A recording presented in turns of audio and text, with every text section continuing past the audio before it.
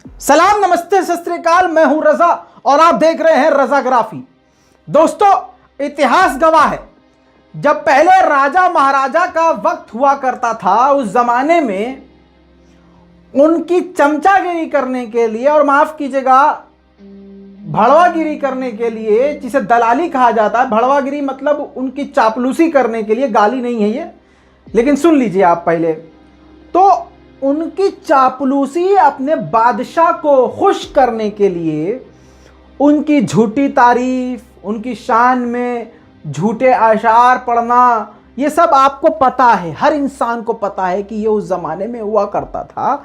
आज के जमाने में भी वैसे सेम उससे एक हाथ आगे लोग मौजूद हैं। जी हाँ, पहले जमाने में बादशाहों का जूता चाटने वाले लोग मौजूद थे और आज सरकारों का गो खाने के लिए वो लोग मौजूद हैं। ऐसे ही लोगों की जीती जागती मिसाल है वसीम रिजवी। नाम से आप समझ रहे होंगे कि ये रिजवी हैं, शिया हैं, मुसलमान हैं। नहीं नहीं नहीं, असल में ये सरकार का चमचा हुआ करता था और है।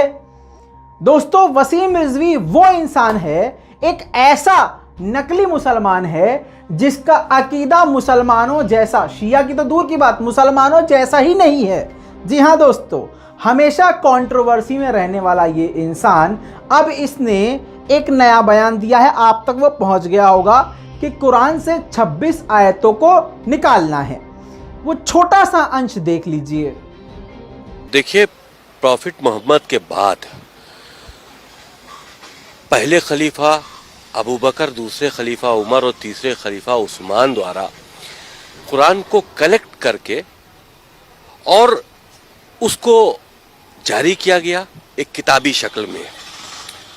कुरान के अंदर कुछ आयतें ऐसी हैं जो आतंक को बढ़ावा देती हैं, वायलेंस टीचिंग हम कहें उसको एक तरह से, वो कुरान के अंदर इस तरह की बातें हैं और बहुत अच्छी बातें भी हैं जो इंसानियत के लिए हैं।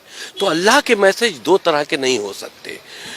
तो ये तीन जो खलीफा थे, इन्होंने ताकत का इस्तेमाल करते हुए कुरान के अंदर अमेंडमेंट करके इस तरह की आयतों को डालकर कुरान शरीफ को दुनिया के लिए जारी किया और उसी का सहारा लेकर पूरी दुनिया में आगे बढ़े हैं ताकत के दम पर इस्लाम को फैलाने के लिए। कोई भी धर्म मोहब्बत से, भैया इतना ही काफी, आगे नहीं सुन सकते हम।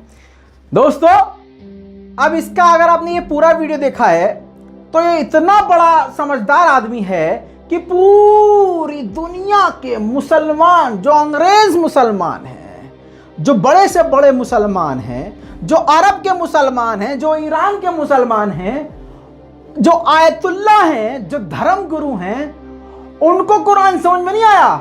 इस चमन लाल पखाना खोर को समझ में आ गया कुरान, कि कुरान में ये गलत है, ये गलत है। इसे समझ में अल्लाह आ गया और अल्लाह की बातें आ गई। बाकी पूरी दुनिया में किसी भी आलिम दीन को, किसी भी मौलवी को, जिन्होंने 40-40, 50-50 साल सिर्फ पढ़ाई करी है, जिन्होंने कुरान का ट्रांसलेशन किया है, तफसीर कुरान लिखी है, उनको कुरान समझ में नहीं आया। इस दलाल को कुरान समझ में आ गया। और दोस्तों, सवाल ये पैदा होता है कि ये आखिर ये कर क्यों रहा है ऐसा। सबसे बड़ा सवाल तो ये है, और ये क्यों करता आया है। ये बीजेपी का अंधा समर्थक है।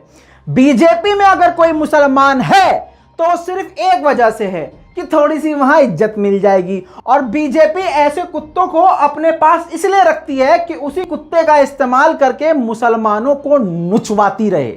हमेशा ये वसीम रिजवी मुसलमानों को नोचता आया है। जी हां, कभी इसने मदरसे को लेकर गंदे बयान दिए, अभद्र बयान दिए, कभी इसने बाबरी मस्जिद के खिलाफ भी बयान दिए। मतलब ये समझ लीजिए, ऐसे ऐसे मुद्दे इसने उठाए कि आरएसएस वाले भी वो मुद्दे नहीं उठाते।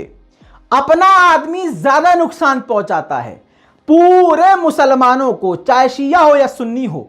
आरएसएस से इतना नुकसान मुसलमानों को नहीं हुआ जितना नुकसान मुसलमानों का इस इंसान की वजह से हुआ है।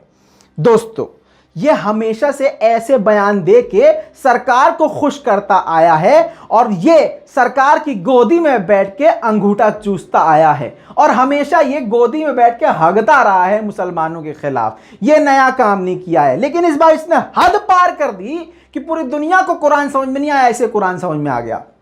ठीक है, आपको मैंने ये साइड में थंबनेल्स दिखा दिए। ये कंट्रोवर्सी भरी हुई है यूट्यूब पर, एक से एक कंट्रोवर्सी है, अभी नहीं ये सालों से ये काम करता आया है। अच्छा जी, इस बार ये जो कुरान को लेकर इन्होंने किया, इसमें और बड़ा गेम खेला है। इसमें एकता को तोड़ने की बात करी है। दिल्ली दंगों के बाद जगह जगह दंगे जो हिंदू मुसलमान किए गए हैं, उससे जो है शिया सुन्नी एक हो गए हैं, बिल्कुल ऐसे एक हो गए कि जैसे कभी अलग थे ही नहीं, माशाल्लाह से। इससे किसको नुकसान पहुंच रहा है? राजनीति को। अच्छा, तो राजनीति वाले तो कहेंगे इसको अलग करो, तो अलग करने के लिए किसी कुत्ते की जरूरत पड़ेगी, तो पहले से ये मौजूद है। अब ये किसके कहने पे आया है आप समझ जाइए, क्योंकि इसने आते ही जो शिया सुन्नी के बीच में एक कंट्रोवर्शियल इशू है वो उठा दिया, ताकि शिया इसके सपोर्ट में हो जाए और सुन्नी इसके खिलाफ में हो जाए, फिर इसके मुद्दे से शिया सुन्नी हो जाए। मेरी बात गलत नहीं है, वीडियो सबूत है वीडियो। उसमें इन्होंने बोला है कि जो 3 खुलफाए राशिदीन हैं, उमर, बकर, उस्मान, इन्होंने कुरान में फेरबदल किया है और उसके बाद ये कुरान को छापा है तलवार की जोर पे, क्योंकि इन 3 खुलफाए राशिदीन के मैटर पर शिया और सुन्नी के बीच में थोड़ा सा मतभेद है, ज्यादा नहीं, थोड़ा सा मतभेद है। अब उसको ये जानता है क्योंकि ये शिया बनता है और शियों में रहा है, तो जो चोट ये मार सकता है वो आरएसएस नहीं मार सकता। तो इसने एकदम गहरी चोट मारते हुए कि ऐसा नस दबा दो कि ये शिया सुन्नी जो है भड़क उठें। जी हां दोस्तों, ये इसकी प्लानिंग है। इसने बयान तो दे दिया, हक दिया। इसके बाद से मौलाना सैयद कल्बे जवाद नकवी साहब, जानते होंगे, उन्होंने पहले से ही कह रखा है इस इंसान का शिया समुदाय से क्या, सुन्नी समुदाय, मुस्लिम समुदाय से कोई मतलब ही नहीं है, क्योंकि ये इंसान अब तो कुरान के खिलाफ उतर गया। भैया शर्म आनी चाहिए अगर आप इसके बाद भी इस पर लानत नहीं भेजें। इस वीडियो को शेयर कीजिएगा ताकि ये नंगा हो जाए। सवाल ये पैदा होता है, अब आखिरी खुलासा, कि ये क्यों कर रहा है। भैया याद दिला देता हूं आपको, सीबीआई की जांच चल रही है, इस पर एफआईआर हो चुकी है। यूपी में वक्फ बोर्ड की अवैध रूप से खरीदी और बेची गई संपत्ति की जांच शुरू हो गई है। सीबीआई ने इस मामले में यूपी शिया वक्फ बोर्ड के पूर्व चेयरमैन वसीम रिजवी और अन्य लोगों के खिलाफ 2 एफआईआर दर्ज की हैं। तो सरकार को खुश करने के लिए, केस खत्म करवाने के लिए, सरकार की गोद में बैठने के लिए ये तो ऐसा करेंगे ही। और आप जानते हैं कि अभी की जो सरकार है वो ऐसे ही लोगों की पूरी मदद करती है। पहले सामने वालों को फंसा दो, फिर उसके बाद उसका इस्तेमाल करो। लेकिन वसीम रिजवी के केस में ऐसा ये है कि सरकार इससे कुछ करने को कहे या ना कहे, यह हमेशा ऐसे ऐसे पॉइंट निकाल के लाता रहा है जिससे सरकार खुश हो जाए। लेकिन हकीकत यह है कि इसके मुंह पे जूता तब पड़ गया जब अभी ज्यादा वक्त नहीं हुआ है कि 6-7 साल हो गए, नहीं, अभी साल भर भी नहीं हुआ है, सीबीआई ने इस पर केस कर दिया है जिसकी जांच चल रही है। तो भैया जांच से बचना है ना, जांच से बचने के लिए सरकार को कैसे भी करके खुश तो करेंगे ना कि सरकार हमें अपने गोद में ले ले। तो इसीलिए ये हग रहे हैं हर जगह। उम्मीद करता हूं कि आप समझ गए होंगे कि आखिर इसका प्लान क्या है। दोस्तों, शिया और सुन्नी लोगों से मेरी हाथ जोड़कर गुजारिश है, ऐसे लोगों को और ऐसी सोच के लोगों का समाज से पूरी तरह से बहिष्कार करें।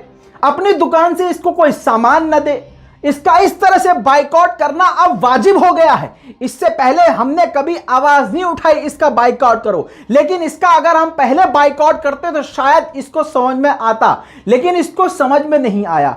आज जरूरी है, इसका हर तरह से बाइकआउट करो। कुछ हैं और पिल्ले इसके जो इसको बहुत ज्यादा बड़ा चढ़ा के, क्योंकि वो चाहते हैं, इनको पता है कि लठ चलेगा सब पे चलेगा।